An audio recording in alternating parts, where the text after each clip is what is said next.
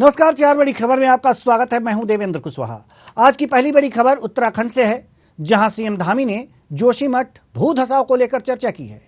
क्या कहा है जानेंगे इसी कार्यक्रम में। वहीं दूसरी बड़ी खबर राजधानी भोपाल से है, जहां प्रदेश की पहली मैकेनाइज्ड किचन का शुभारंभ किया गया है। तीसरी खबर राजधानी भोपाल से ही है, जहां कांग्रेस के राष्ट्रीय प्रवक्ता अजय उपाध्याय ने बीजेपी पर जमकर निशाना साधा है।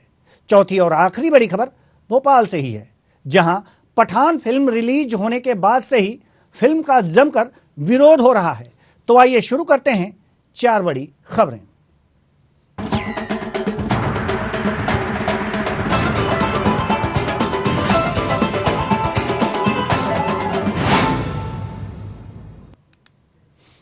उत्तराखंड के सीएम पुष्कर सिंह धामी ने एक बार फिर से जोशीमठ में सब कुछ सामान्य होने का दावा किया है। उन्होंने कहा है कि 70% लोग आज भी अपना काम कर रहे हैं, वहां की दुकानें खुल रही हैं, लोग अपने रोजमर्रा के कामकाज में जुटे हुए हैं।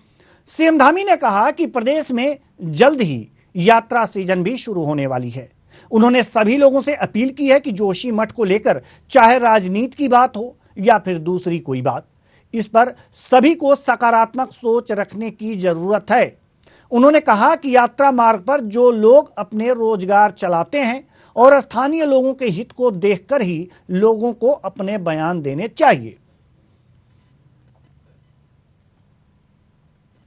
देखिए, अभी आना जाना ये अलग विषय है, लेकिन सभी को इस समय एक तो उत्तराखंड के जोशीमठ की जो घटना है, जोशीमठ की घटना को लेकर पूरे उत्तराखंड के अंदर आने वाले लोग, देश भर के आने वाले लोग, उनमें कोई संदेह की स्थिति पैदा ना हो, ऐसा सभी जिम्मेदार लोगों को करना चाहिए। कि जोशीमठ में मैं बार बार कह रहा हूं कि 70% जो वहाँ का आम जनजीवन है वो सामान्य है। वहाँ की सब दुकानें खुली हुई हैं, सारे काम चल रहे हैं। चार धाम यात्रा हमारी प्रारंभ होने वाली है, चार धाम यात्रा की तैयारियों में लगे हुए हैं और सभी जानते हैं कि चार धाम यात्रा, यात्रा सीजन और जो ये यात्रा काल आता है, उस यात्रा काल के कारण से हमारे उत्तराखंड को जहाँ लोगों का आतिथ्य करने का सौभाग्य प्राप्त होता है, वहीं आजीविका का भी एक बड़ा साधन है। इस नाते कहीं पर इतनी गड़बड़ नहीं है जितना उसको प्रदर्शित किया गया है। मैं सभी से कहना चाहता हूं कि ये जरूर ध्यान रखें कि राजनीति और अन्य चीज़ें करते समय कि कहीं उत्तराखंड के उन लोगों के साथ जिनका काम चलता है, जिनका अपना व्यापार चलता है, या मैं कहूं कि आजीविका चलती है, कहीं उसको कहीं जाने अनजाने में कोई नुकसान तो नहीं पहुंचना है। इस खबर पर ज्यादा जानकारी के साथ चर्चा के लिए हमारे साथ वरिष्ठ पत्रकार नीरज कोहली जी हमारे साथ जुड़ चुके हैं। बहुत बहुत स्वागत है आपका हमारे इस कार्यक्रम में। नीरज जी, सवाल यहाँ पर यह है कि एक बार फिर सीएम धामी ने यह दावा किया है कि सब कुछ सामान्य है। क्या वास्तव में सब कुछ सामान्य है? नमस्कार देवेंद्र जी। जी नमस्कार। देखिए देवेंद्र जी, जो जोशीमठ से जिस तरह की खबरें आ रही हैं और जोशीमठ के वहाँ के तमाम जो व्यापारी हैं या लोग हैं, वहाँ जो रहने वाले हैं, जिनकी वहाँ पर बसावट थी, या वहाँ पर जो जोशीमठ संघर्ष समिति बनी हुई है और तमाम तरह के जो लोग हैं, जोशीमठ की स्थिति से थोड़ी चिंताजनक बनी हुई है, इसमें कोई दो राय नहीं है। और वो चिंता सरकार के जहन में भी है। लेकिन सरकार, देखिए, मैं भी एक पॉजिटिव और सकारात्मक सोच रखने वाला व्यक्ति हूँ। अगर सरकार पॉजिटिव वे में चल रही है और सकारात्मक दृष्टि से सोच रही है और उसका हल और उसके उपाय अच्छे से अच्छे तरीके से करने की कोशिश कर रही है, क्योंकि मेन सरकार की एक बड़ी चिंता ये है कि जो प्रभावित हुए हैं उनकी अच्छे से अच्छे तरीके से बतावट की जाए, और दूसरा ये है कि जोशीमठ को किस तरीके से जो नुकसान हुआ है उसकी क्षतिपूर्ति किस तरीके से की जाए, आगे के लिए उसका भविष्य क्या होगा, उसको सुरक्षित किया जाए। और सबसे बड़ी चिंता यह है कि चारधाम, हमारी जो चारधाम यात्रा है उत्तराखंड की, वो हमारी आर्थिकी से और जो हमारे यहाँ के जो वहाँ के लोग हैं उनकी भी एक आजीविका का बहुत बड़ा साधन है। और देश दुनिया में एक आस्था का केंद्र तो है ही है। लेकिन अप्रैल में यात्रा हमारी शुरू होनी है और थोड़ा सा ही समय बचा है उसमें। अभी आप समझ लीजिए कि 3 महीने का समय रह गया है। और जो मेन मुख्य मार्ग है जोशीमठ, जो है जिसे कहते हैं गेटवे ऑफ हिमालय कहते हैं, ये समझिए कि हमारे हिमालय के वो इन चार धामों की एक आस्था का द्वार भी है। तो सरकार की चिंता है, सरकार का दावे सरकार के अपनी जगह हो सकते हैं, क्योंकि सरकार बहुत पॉजिटिव वे में सोच रही है और काम भी अपनी तरीके से सरकार तेजी से कर रही है। नहीं, सवाल मेरा ये है नीरज जी, सवाल मेरा ये है कि जिस तरह के दावे सरकार कर रही है, क्या उसी तत्परता से वहां पर काम भी किया है?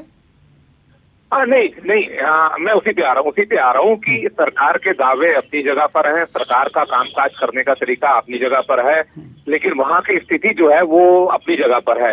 इसको लेकर कोई दो राय नहीं कि अगले 2-3 महीने में यात्रा से पहले वो सब चीजें ठीक हो जाएंगी, क्योंकि वहाँ पर नुकसान बड़े पैमाने पर हुआ है, काफी बड़ी संख्या में लोग प्रभावित हुए हैं, और जो घरों में, इमारतों में जो दरारें आई हैं वो भी बड़े पैमाने पर आई हैं। नुकसान बहुत अपार हुआ है, और उतने से नुकसान को इतने कम समय में पाटना बड़ा मुश्किल काम है, बहुत कठिन काम है। ये सरकार के सामने बहुत बड़ी चुनौती है।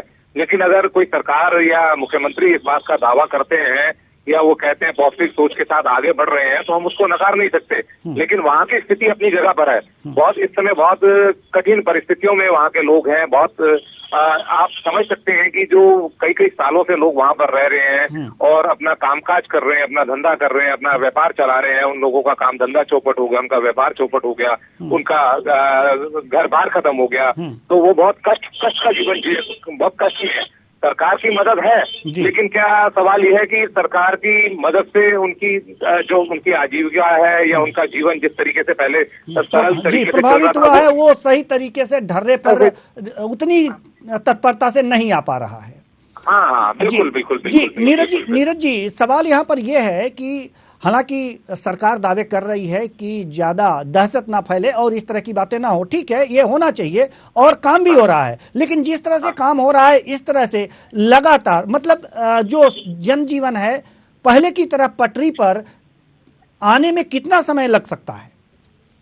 देखिए, ये तो कहना बहुत कठिन काम है, क्योंकि ये एक किस्म से बड़ी आपदा आई है, और इस समय सरकार की, मतलब ये देखिए कि विभिन्न प्रकार की 8 एजेंसियां वहां पर अपने अपने तरीके से रिसर्च कर रही हैं, अपने अपने तरीके से काम कर रही हैं कि कैसे सब चीजें सामान्य होंगी और कैसे आगे जोशीमठ को संवारा जाएगा। तो उन लोगों, जितनी जो 8 एजेंसियां हैं, जो अलग अलग एजेंसियां काम कर रही हैं, उनकी रिपोर्ट आने के बाद ही सरकार भी किसी निर्णय पे पहुंच पाएगी पक्की तरह से कि आगे का रोड मैप कैसा होगा, क्योंकि उनकी रिपोर्ट के ऊपर बहुत कुछ निर्भर करेगा।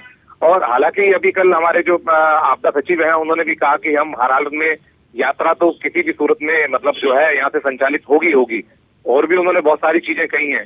लेकिन सवाल ये है कि क्योंकि आप समझ सकते हैं कि सब चीजों से लोहा लिया जा सकता है, लेकिन प्रकृति से आदमी कैसे लोहा ले सकता है ना। उसके जो घाव दिए हैं, जो जख्म दिए हैं, उन जख्मों को हम थोड़ा कम तो कर सकते हैं, लेकिन उससे निपटना तो तभी है कि जो वो घाव भरने में काफी समय लग सकता है, समय लगेगा घाव भरने में, और जो समय पर हमें संकेत मिलते रहते हैं, उन संकेतों को हम उस समय तो गंभीरता से लेते नहीं, उस समय तो हम ध्यान देते नहीं। जब बड़ा नुकसान हो जाता है तब हम सचेत भी होते हैं, तब हम बड़े बड़े दावे भी करते हैं। कहने का मतलब जब जागो तभी सवेरा, तो ऐसी स्थिति रही है सरकार, जब जागो तभी सवेरा। हाँ, ऐसी स्थिति सरकारों की रही है। अगर सरकारें सही तरीके से काम करती भी आती तो आज जोशीमठ की ऐसी स्थिति थोड़ी होती। और 1976 में जो यहाँ गढ़वाल में कमिश्नर थे मिश्रा का कमेटी ने रिपोर्ट उस समय दी थी कि जोशीमठ जो बहुत है कि निर्माण की दृष्टि से या डेवलपमेंट की दृष्टि से बहुत संवेदनशील क्षेत्र है, यहाँ पर ज्यादा निर्माण का बोझ ना डाला जाए और जितनी जो खाली लैंड पड़ी है वहाँ पर अधिक से अधिक वृक्षारोपण किया जाए। उस समय की बात है, ये 47 साल पुरानी बात है, लेकिन उसके बाद की सरकारों ने इतना ध्यान ही नहीं दिया। वहाँ पर तमाम तरह के प्रोजेक्ट आते रहे, पावर प्रोजेक्ट भी चलते रहे और डेवलपमेंट का काम भी चलता रहा। किसी ने इस बात का ध्यान ही नहीं दिया। जो एक्सपर्ट कमेटी है वो भी रिपोर्ट देती रही, लेकिन किसी ने उन कमेटियों के जो सुझाव है, उनकी जो सिफारिश है, वो बंद फाइलों में धूल झांकती रही। आज स्थिति सबके सामने, आज सब भुगत रहे हैं इस बात को लेकर, वहां के लोग भी भुगत रहे हैं और सरकार के सामने भी बहुत बड़ी चुनौती खड़ी हो गई है। जी, बहुत बहुत धन्यवाद इस तमाम जानकारी के लिए और हमसे बातचीत के लिए नीरज जी, इस तमाम जानकारी के लिए। तो कुल मिलाकर के जोशीमठ में जो जनजीवन है पटरी पर आने में कुछ समय लग सकता है, लेकिन सरकारें प्रयत्नशील हैं। रुक करते हैं दूसरी बड़ी खबर की ओर। मुख्यमंत्री शिवराज सिंह चौहान ने भोपाल में मध्य प्रदेश के पहले मैकेनाइज्ड किचन का शुभारंभ किया। इस मैकेनाइज्ड किचन में एक बार में 20,000 रोटी और 12,000 लीटर दाल या सब्जी एवं 125 किलो चावल पक सकते हैं। अक्षय पात्र फाउंडेशन ने HEG मंडीदीप के CSR फंड से करीब 12 करोड़ रुपए में यह हाईटेक किचन सेटअप तैयार किया है, जिसका उद्घाटन CM शिवराज सिंह चौहान ने किया। एचईजी के फाउंडर रवि झुंझुनवाला ने बताया कि भोपाल की 40 किलोमीटर की सीमा में करीब 900 सरकारी स्कूलों के 48,000 बच्चों को रोजाना पका हुआ गर्म खाना उपलब्ध कराया जाएगा। किचन से स्कूल तक भोजन पहुंचाने के लिए करीब 19 लोडिंग वैन भी तैनात रहेंगे।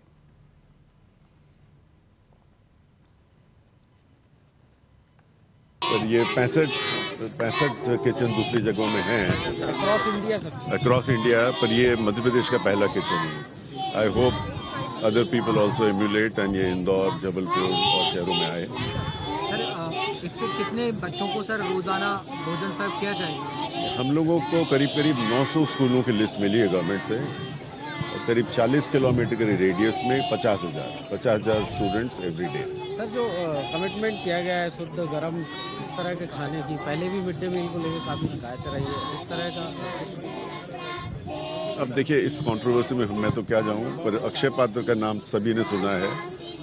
22 लाख मील रोज बनाते हैं 65 जगह। अभी जैसा आपने सुना बनारस में पीएम ने इनॉग्रेट किया था।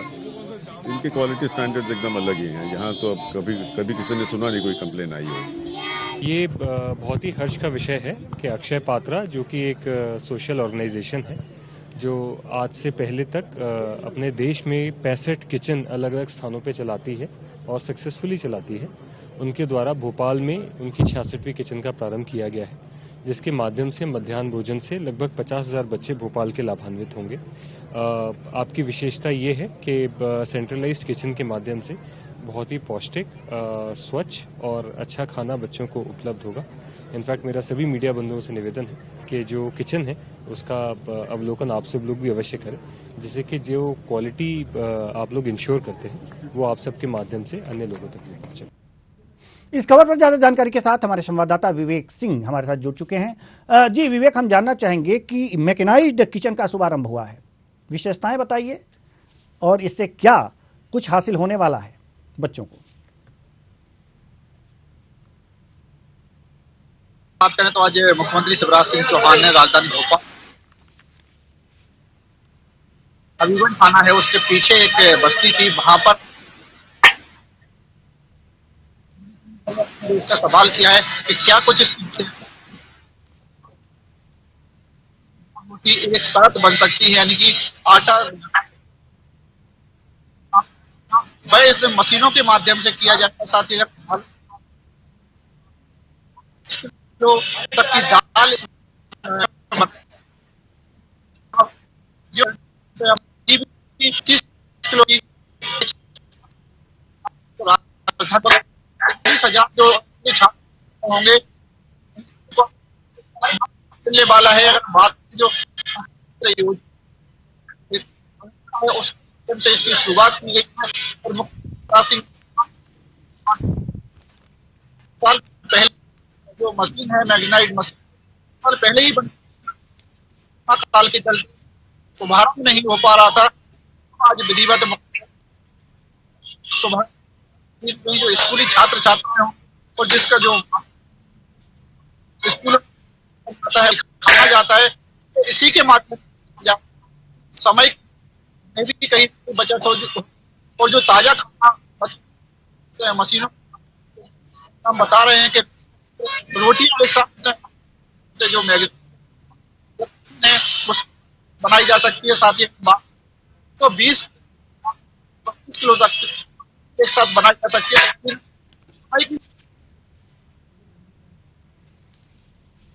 जी बहुत बहुत धन्यवाद इस तमाम जानकारी के लिए विवेक सिंह। तो कुल मिलाकर के देखा जा रहा है कि आज जो है मैकेनाइज्ड किचन का शुभारंभ हुआ है। इससे 48,000 बच्चों को गर्म खाना, पका हुआ गर्म खाना मिलेगा। इस पर तमाम जानकारी दे रहे थे हमारे संवाददाता विवेक सिंह। रुक करते हैं तीसरी बड़ी खबर की ओर। कांग्रेस के राष्ट्रीय प्रवक्ता अजय उपाध्याय ने मीडिया से चर्चा करते हुए कहा कि बीजेपी के लोग पूंजीपतियों को राष्ट्रीय को सौंपने का षड्यंत्र कर रहे हैं। देश की सारी संपत्ति कुछ लोगों के हाथों में लगातार दी जा रही है और इस कड़ी में गरीब और अमीर के बीच की खाई लगातार बढ़ती जा रही है। उन्होंने कहा है कि विश्व का सबसे बड़ा देश आज बेरोजगारी से गुजर रहा है। युवाओं को भाजपा सरकार लगातार रोजगार से वंचित करती जा रही है। बेरोजगारी के कारण चारों तरफ हाहाकार मचा हुआ है।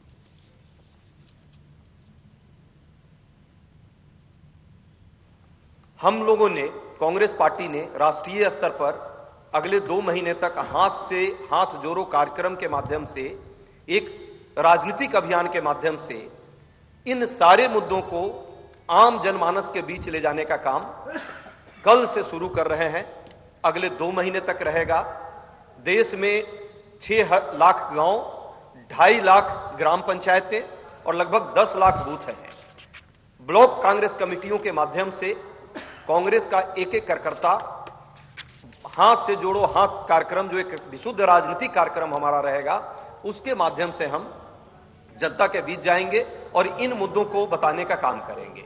दूसरी बात, बार बार एक चर्चा आती है भारत जोड़ो अभियान और हाथ से हाथ जोड़ो अभियान, इन दोनों में क्या डिफरेंस है।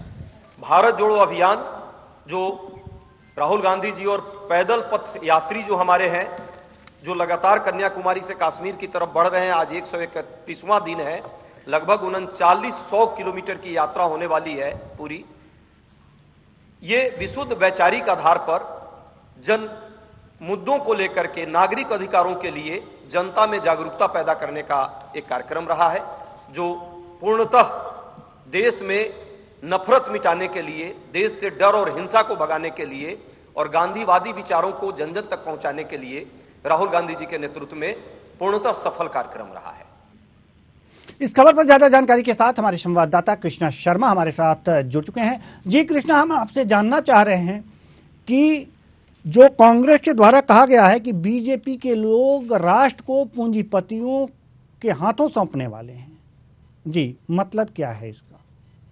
बिल्कुल देवेंद्र जी, जिस तरह से आज कांग्रेस के राष्ट्रीय प्रवक्ता ने पीसीसी पर प्रेस कॉन्फ्रेंस की और सीधा आरोप बीजेपी पर लगाया कि जो राष्ट्रीय नेतृत्व है, लगातार चाहे अडानी हो, चाहे अंबानी हो या कि बड़े पूंजीपति हो, उनको फायदा पहुंचाने की कोशिश की जा रही है और लगातार जो गरीब है, गरीब तबके के लोग हैं, मिडिल क्लास फैमिली है, उसको अनदेखा किया जा रहा है। तो कहीं ना कहीं पूंजीपतियों को फायदा पहुंचाने के लिए बीजेपी पूरे नियम बना रही है और उनको फायदा भी पहुंचा रही है।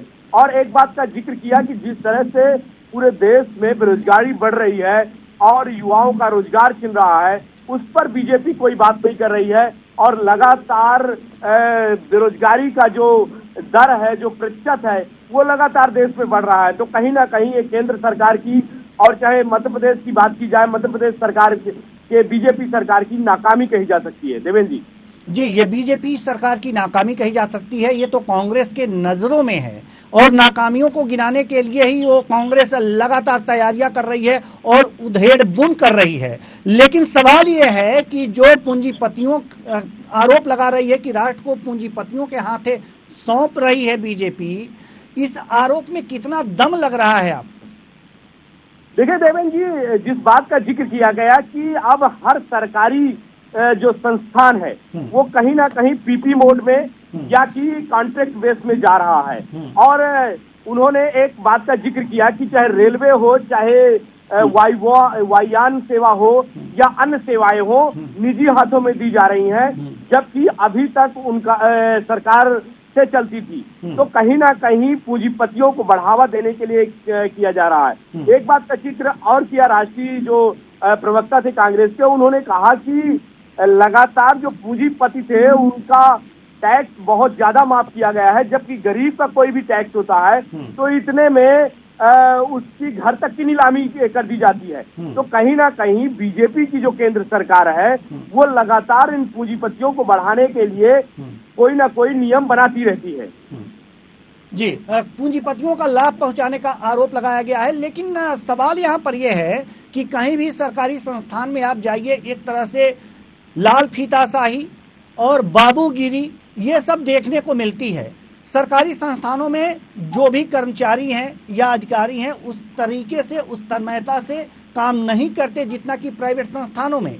इससे निजात देने के लिए और कार्य को गति में लाने के लिए सरकार के पास एक यही उपाय बचता है। ऐसे में कैसे कहा जा सकता है कि यह जो राष्ट्र है वो पूंजीपतियों के हाथे सौंपा जा रहा है? बिल्कुल, ये सवाल हमने भी किया था कांग्रेस से कि किस तरह से यदि जो फीताशाही चलती है अखबार मेरे सरकारी दफ्तरों में, और जब लोग जाते हैं तो उनके काम नहीं होते हैं, तो उनका जवाब था कि सरकार को उसमें कसावट लेना चाहिए। ये कोई विकल्प नहीं है कि कोई प्राइवेट संस्था को या कि पूंजीपतियों के हाथ में दे देना चाहिए। उसमें कसावट की जा सकती है, उसमें परिवर्तन किया जा सकता है। यदि कोई सरकारी काम नहीं हो रहे हैं तो उसमें नियम परिवर्तन हो सकता है। ये कोई हल नहीं है कि पूंजीपतियों के हाथ में दिया जाए तो उनको फायदा पहुंचे और सरकारी तंत्र फेल हो जाए। लेकिन इससे पहले जब केंद्र में कांग्रेस की सरकार थी तो वो ये व्यवस्था लागू कर सकती थी। उसके शासनकाल में भी इस तरह की जो भी सरकारी संस्थाएं थीं वो घाटे में चल रही थी। तमाम ऐसे उदाहरण हैं, तो ये व्यवस्था वो क्यों नहीं कर पाई? बिल्कुल देवेंद्र जी, इस बात का भी जिक्र हुआ कि जब कांग्रेस की 10 साल की सरकार थी, मनमोहन सरकार थी, तब ये व्यवस्थाएं लागू हो सकती थी और घाटे में सरकारी संस्थान जा रहे थे। तो उनका कहना था कि जब मनमोहन की सरकार थी और पूरे विश्व में जब मंदी आ गई थी, लेकिन भारत में मंदी नहीं आई। भारत में ऐसी व्यवस्थाएं बनाई गई कि यहाँ पर मंदी नहीं आई और किसी भी सरकारी संस्थान को निजी नहीं होने दिया गया। तो कांग्रेस का ये अचीवमेंट बता रही है। हालांकि अब देखना होगा कि जिस तरह से राष्ट्रीय प्रवक्ता ने आरोप लगाए हैं उनमें कितनी सच्चाई है और आने वाले समय में इसका कितना लाभ कांग्रेस ले पाती है। जी, बहुत बहुत धन्यवाद इस तमाम जानकारी के लिए कृष्णा शर्मा। तो कुल मिलाकर के कांग्रेस ने बीजेपी सरकार पर यह आरोप लगाए हैं कि वह जो है राष्ट्र को पूंजीपतियों के हाथों में सौंप रही है। इस पर तमाम जानकारी दे रहे थे हमारे संवाददाता कृष्णा शर्मा। रुक करते हैं चौथी बड़ी खबर की ओर। मध्य प्रदेश में पठान फिल्म के रिलीज होते ही फिल्म का जमकर विरोध हो रहा है। हिंदुवादी संगठनों ने रतलाम, इंदौर और भोपाल में जमकर नारेबाजी कर विरोध जताया। जहां रतलाम में फिल्म रिलीज होते ही सिनेमा हॉल में बजरंग दल के कार्यकर्ता पहुंचे और पोस्टर फाड़ दिए, तो वहीं इंदौर में बजरंग दल के कार्यकर्ता लाठी डंडे लेकर सिनेमा हॉल में जमा हो गए। भोपाल में भी बजरंग दल के कार्यकर्ताओं ने न सिर्फ फिल्म के पोस्टर फाड़े, बल्कि यहां रंगमहल और संगीत टॉकीज में कार्यकर्ताओं ने टिकट काउंटर बंद करा दिए और लोगों से फिल्म ना देखने की अपील की। हिंदुवादी संगठनों के भारी विरोध के चलते सिनेमा हॉल संचालकों ने फिलहाल फिल्म के शो को रद्द करते हुए फिल्म के पोस्टर हटा दिए हैं। तो ये जो पोस्टर हटाया जा रहा है, हिंदू संगठनों के विरोध कर रहे हैं और ये सिनेमा हॉल से फिल्म के पोस्टर हटाए जा रहे हैं। इस फिल्म का विरोध हो रहा है। हिंदू संगठन कह रहा है कि यह सनातन धर्म पर प्रहार है और इसलिए इस फिल्म के प्रदर्शन को रोका जाए। तो इस विरोध को देखते हुए जो थिएटर के मालिक हैं उन्होंने ऐसी व्यवस्था की है कि वे इस के प्रदर्शन को पहले दिन के पहले शो को रद्द कर दिया है। आप तस्वीरों में देख सकते हैं कि किस तरह से पोस्टर को यहां से हटाया जा रहा है। फिल्म के जो सिनेमा हॉल है उसकी दीवार से फिल्म के पोस्टर को हटाया जा रहा है और दूसरी तस्वीर आपके सामने है। यहां पर हिंदू संगठन विरोध कर रहे हैं, नारेबाजी कर रहे हैं। इस खबर पर ज्यादा जानकारी के साथ हमारे संवाददाता विवेक सिंह हमारे साथ जुड़ चुके हैं। जी विवेक, हम जानना चाहेंगे कि फिल्म पठान का कहीं तो काफी प्रदर्शन है और वहां पर भीड़ भी दिख रही है, लेकिन भोपाल में अगर जो देखा जाए और कुछ जगहों पर इस तरह इसका विरोध भी जमकर हो रहा है, क्या कहेंगे आप? जी विवेक, ना रिलीज हुआ था उस पे ही कहीं ना कहीं सवाल खड़े किए गए थे और उस पर तभी विरोध देखने को मिला था, चाहे हम सामाजिक संगठनों की बात करें या फिर हिंदूवादी संगठनों की बात करें या फिर राजनेताओं की भी बात करें। तो ऐसे में अब आज फिल्म पठान रिलीज हुई है तो एक बार फिर उसका फिल्म का विरोध देखने को मिला है। और जो आपने सवाल किया है कि कई जगह अच्छी खासी भीड़ देखने को मिल रही है, तो वहीं अगर हम मध्य प्रदेश की और देवेंद्र जी राजधानी भोपाल की बात करें तो यहाँ पर जैसे ही जो हिंदू संगठन है फिल्म रिलीज हुई और भाई संगीता टाकीज एक जो है रंग महल के पास, वहां पर पहुंचे और टिकट काउंटर बंद करा दिया और साथ ही अपील की कि कोई भी फिल्म देखने ना जाए। और हिंदूवादी संगठनों के विरोध के चलते सिनेमा हॉल के संचालकों ने फैसला लिया और इस फिल्म के शो को आज रद्द कर दिया और जो फिल्म का पोस्टर वहां लगाया गया था उसे भी हटा दिया। यही स्थिति कमोबेश अगर हम बात करें रतलाम और इंदौर में भी देखने को मिली। जैसे ही इंदौर में बजरंग दल के कार्यकर्ताओं को जानकारी मिली फिल्म पठान की कि आज रिलीज हो रही है, तो वह भी सिनेमा हॉल में पहुंच गए लाठी डंडे लेकर, और वहां पर जो पोस्टर थे उनको भी फाड़ दिया। तो ऐसे में कहीं ना कहीं फिल्म पठान का लगातार विरोध मध्य प्रदेश में देखने को मिल रहा है, क्योंकि अगर हम विरोध की शुरुआत करें, जो बेशरम रंग गाना फिल्म पठान का था उसके विरोध की शुरुआत ही मध्य प्रदेश से हुई थी। तो ऐसे में अब कहीं ना कहीं उसका जो फिल्म आज रिलीज हुई है तो उसका भी विरोध देखने को मिल रहा है। लगातार हिंदूवादी संगठन इस बात की अपील कर रहे हैं कि कोई भी इस फिल्म को देखने ना जाए। अगर हम बात करें तो जयभान सिंह पवैया जो है मध्य प्रदेश सरकार के पूर्व मंत्री रहे हैं, बीजेपी के वरिष्ठ नेता हैं, उनका भी बयान एक सामने आया और उन्होंने कहा है कि सामाजिक लोगों के वजह से ही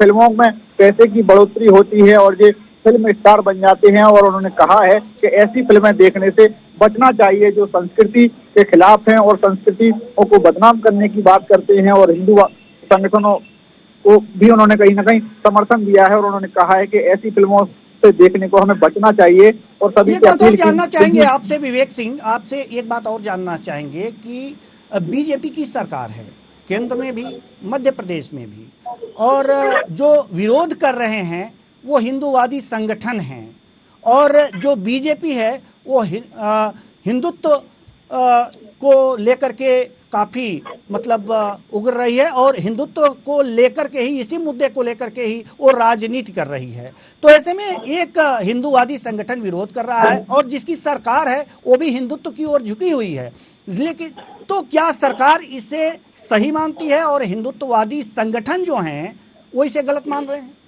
दोनों में विरोध है, ऐसा कुछ? बिल्कुल देवेंद्र जी, ऐसा बिल्कुल नहीं है, क्योंकि अगर हम बात करें, जैसा मैंने पहले भी जिक्र किया कि विरोध की शुरुआत मध्य प्रदेश से ही हुई थी, क्योंकि मध्य प्रदेश सरकार के जो गृह मंत्री हैं डॉक्टर नरोत्तम मिश्रा, सबसे पहले उन्होंने ही बेशरम रंग जो गाना रिलीज हुआ था फिल्म पठान का, उस पर आपत्ति दर्ज की थी, पहनावे पे उन्होंने आपत्ति दर्ज कराई थी। और उसके बाद कहीं ना कहीं पूरे देश में, चाहे हम साधु संतों की बात करें या फिर हिंदू संगठनों की बात करें या फिर बीजेपी के अन्य नेताओं की बात करें, जैसे हम जयभान सिंह पवैया का जिक्र कर रहे हैं, भाई भी बीजेपी के कद्दावर नेता है, मध्य प्रदेश सरकार में पूर्व मंत्री रहे हैं और बजरंग दल के भी राष्ट्रीय अध्यक्ष रहे हैं। तो ऐसे में कहीं ना कहीं हिंदूवादी संगठनों के साथ साथ भारतीय जनता पार्टी के तमाम नेता, जब इतना विरोध था विवेक सिंह, जब ये इनके विरोध में बयान भी दिए गए हैं, गृह मंत्री ने भी इसके विरोध में बयान दिया है, तो इसे बैन कर देना चाहिए था। अगर बैन नहीं किया गया तो इसका क्या मतलब समझा जाए कि सरकार इसके समर्थन में है और हिंदूवादी संगठन इसके विरोध में? देखिए बिल्कुल देवेंद्र जी, अगर हम स्पष्ट कर दें, जो विरोध किया जा रहा है अब हिंदूवादी संगठन विरोध कर रहे हैं। और जो अगर हम सरकार के आपने सवाल किया है कि बैन कर देना चाहिए फिल्म को, तो बैन जैसी कोई स्थिति नहीं, क्योंकि सरकार की यानी कि मध्य प्रदेश सरकार के गृह मंत्री हैं डॉक्टर नरोत्तम मिश्रा, उन्होंने पहनावे पर आपत्ति जताई थी। जो फिल्म का गाना था बेशरम रंग और उसमें केसरिया पहने दीपिका पादुकोण नजर आई थी, तो उसको लेकर आपत्ति दर्ज कराई थी नरोत्तम मिश्रा ने। और कहीं ना कहीं उसको लेकर जब पूरे देश में विरोध हुआ तो उस गाने को जो पहनावा था उसमें वो जो दृश्य दिखाए गए थे उसको हटाने के लिए सेंसर बोर्ड ने फिल्म पठान के जो डायरेक्टर थे, निर्देशक थे, उनसे अपील भी की थी। तो कहीं ना कहीं ऐसे में हिंदूवादी संगठन और भारतीय जनता पार्टी की सरकार या फिर तमाम जो साधु संत हैं उनके जो विरोध देखने को मिला था वह बेशरम रंग गाने को लेकर विरोध देखने को मिला था। लेकिन अब जो विरोध देखने को मिल रहा है वह कहीं ना कहीं कह सकते हैं कि हिंदूवादी संगठनों का विरोध देखने को मिल रहा है, ना कि भारतीय जनता पार्टी का। जी बहुत बहुत धन्यवाद इस तमाम जानकारी के लिए विवेक सिंह। तो कुल मिलाकर के पठान फिल्म का विरोध जारी है मध्य प्रदेश में, पूरे मध्य प्रदेश में और देश के कई जगहों पर बेशरम रंग को लेकर। अब ये विरोध क्या रंग दिखाता है ये तो आने वाला वक्त ही बताएगा। फिलहाल 4 बड़ी खबरों में आज के लिए बस इतना ही। मुझे दीजिए इजाजत, नमस्कार।